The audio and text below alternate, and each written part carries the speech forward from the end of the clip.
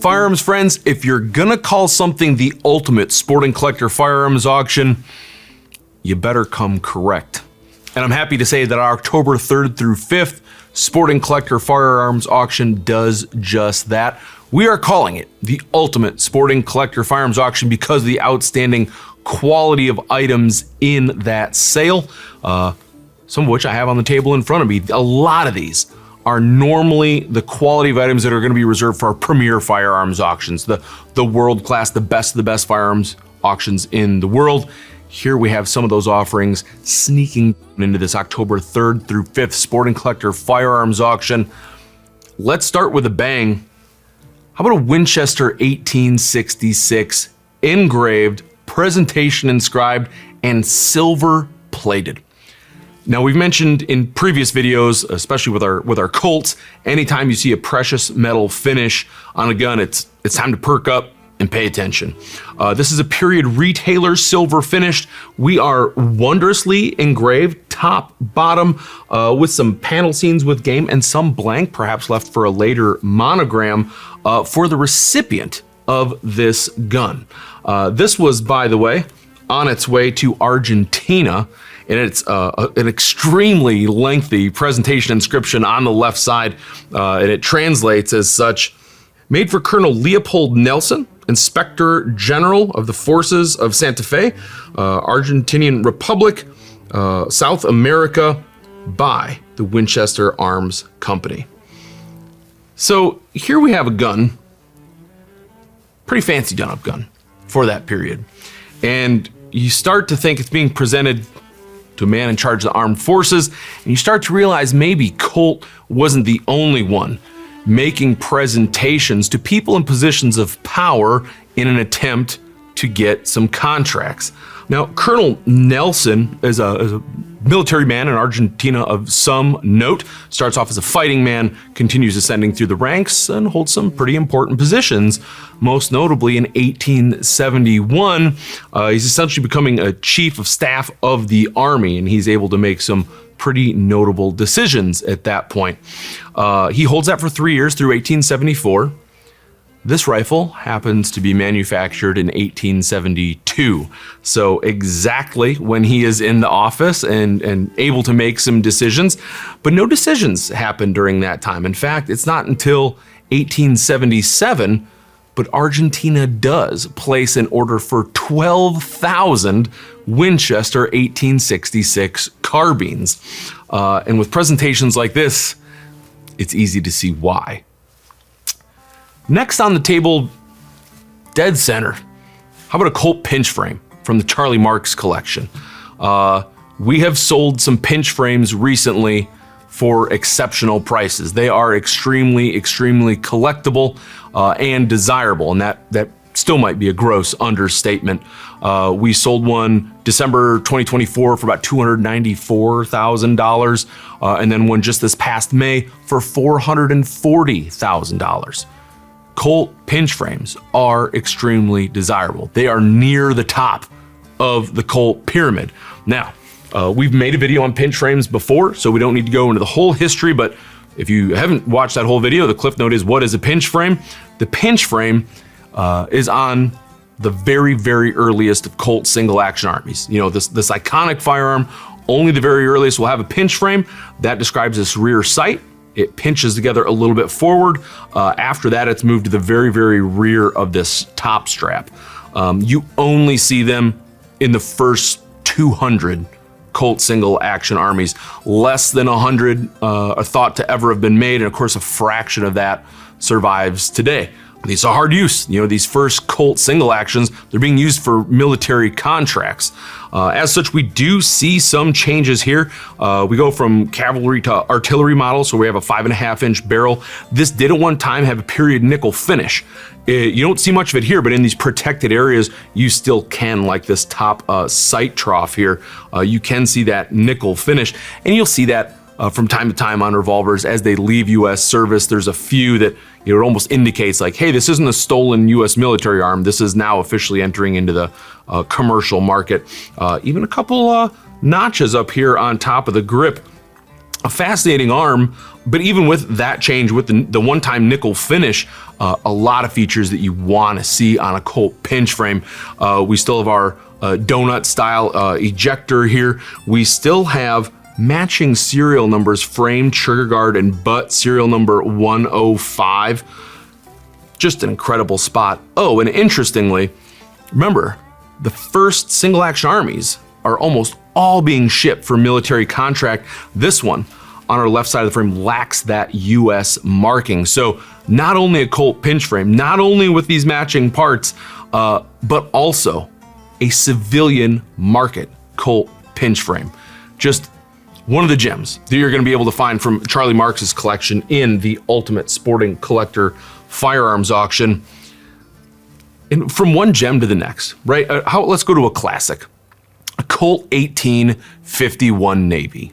Icon of the Civil War, and very appropriately, this one is produced in 1863. So right in the heart of the fighting of the US Civil War. And again, much like our pinch frame, there's not a lot of time for civilian contracts. There's obviously a much greater need. There's a higher demand at that point. So not only do you not see too many civilian contracts, you will not see them factory engraved, let alone like this. And this 51 is wonderfully factory engraved, and that's because it's the hand of Gustav Jung. Now you will see engraved guns during the Civil War. It's not to say there weren't any produced, but they're far and few between compared to those, the pre and post war periods. A lot of times you'll see them as presentations for officers, maybe even those who are about to go to war. And occasionally you'll see them used as fundraisers. They have these, the sanitary commissions, whether you're raising funds for the Union or for wounded Union soldiers. So you will see them. Not to say they don't exist, but boy, are they rare, and they're a real treat to see, especially when Gustav Jung looking like this. This is what's called the late percussion vine style. And the biggest difference is that we've removed a lot of the punch dots from the backgrounds of this vine scroll. Not only does it give it a more delicate appearance, but during the Civil War, as we just mentioned, you're saving a lot of time by removing those punch dots. But a lot of the Gustav Jung trademarks are still here, especially those blossoms at the end of a scroll. I mean, you can see the wolf's head. Absolutely wonderful piece. Matching serial numbers 1, 2, 3, 4, and the matching dots to indicate the factory engraving. Even engraving up here on the joint of our loading lever. Just a fantastic example. Like I said, they're not found often during Civil War production. They are the exception, but in this case, they are the exceptional. And packed with ivory grips on the end too. Just an absolutely fabulous piece of Gustav Jung that you can find in the Ultimate Sporting Collector Firearms Auction. And right next to that, put just another gem from Mr. Marks' collection, Eller's 5th model. So we have a Patterson number 2 belt model that's seen those Eller's improvements. Eller's, of course, the Secretary and Treasurer for Colt's, Samuel Colt's Patent Arms Company in Paterson, New Jersey, hence the Patterson designations. Takes over when Patent Arms goes into receivership, and he makes some improvements to essentially sell what he can, sell the completed revolvers, and sell what he can make from the remaining parts. The improvements that we see, of course, we see the scoop for the cap, we see the rounded cylinder on the back. Of course, our loading lever up front is pretty indicative of one of the improvements he makes.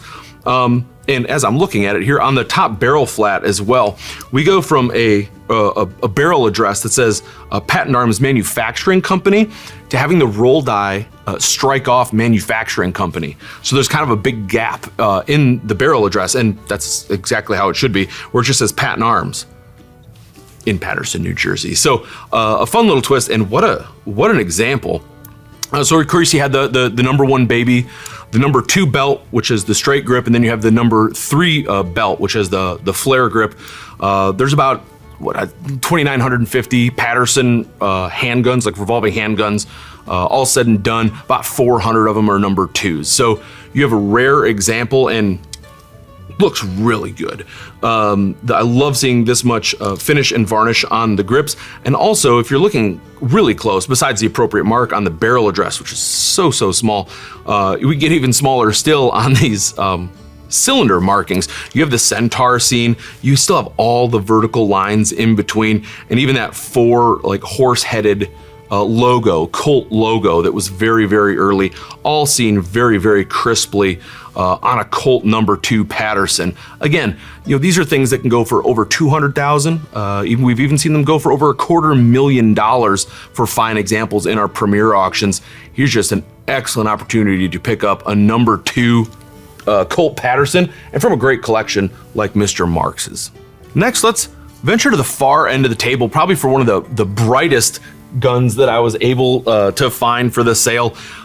Beautiful, catches your eye right away. A Smith & Wesson number 3 target. Now, we just sold Annie Oakley's number 3 special target, and that was about $323,000. That was just this past August.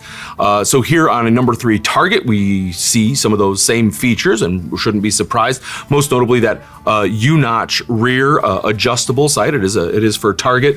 We do have a different front sight, of course, with the blade and the bead on top.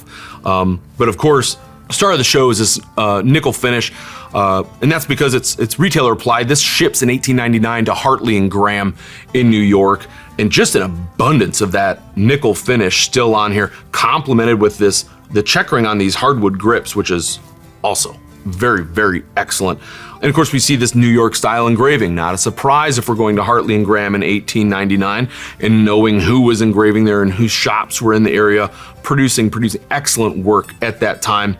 We have it here on the back strap, the frame. Love seeing it on the top brake here, down the barrel, even at the muzzle, which is a nice touch, but boy, I always just like seeing it on the cylinder flats as well, between the flutes. So what an example of a Smith & Wesson number 3, one that catches your eye right away. It's the engraving, it's the nickel finish, it's the case hardening, it's the niter blue trigger, the wood grips, the matching part.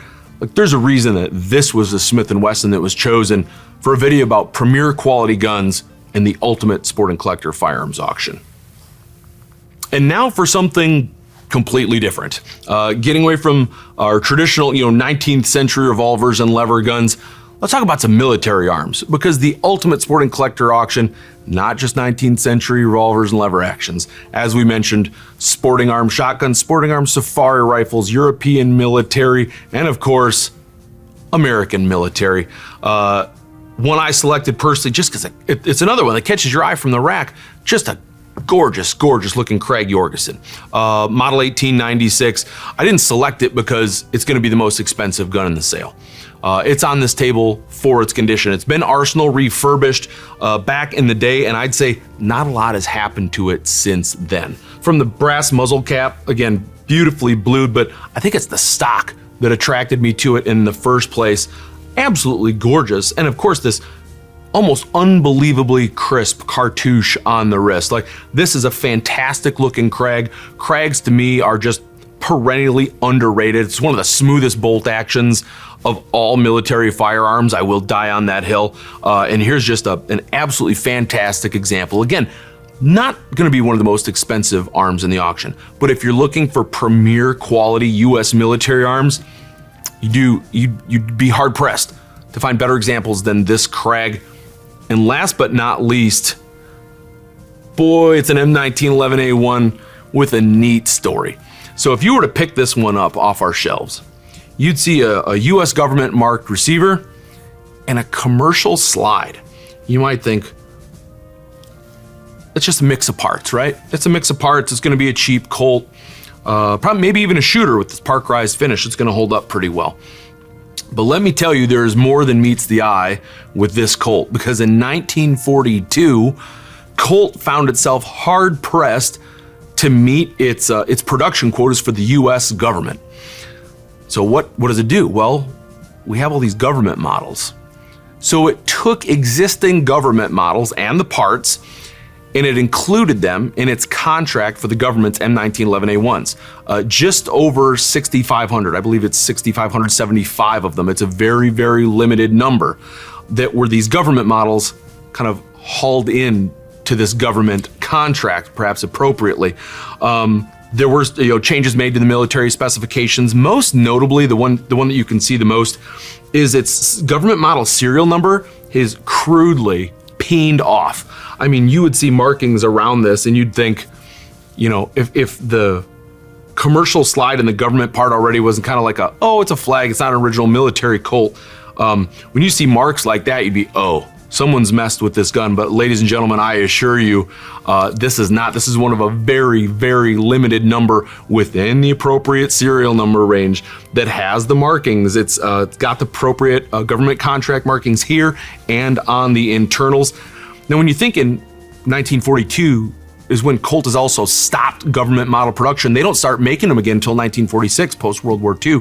So what you have in these 6500 are some of the very, very last pre-World War II, if you can call it that, 1942, 43, but pre-World War II government models.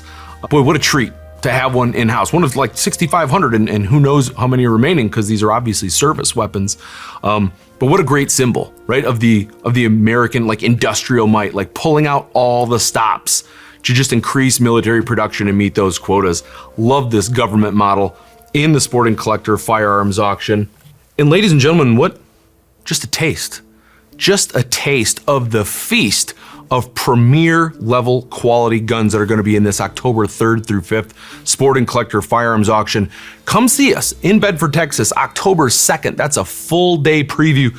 You can put your hands on every single one of these and add some absolutely exceptional collectible firearms from great collections to your collection.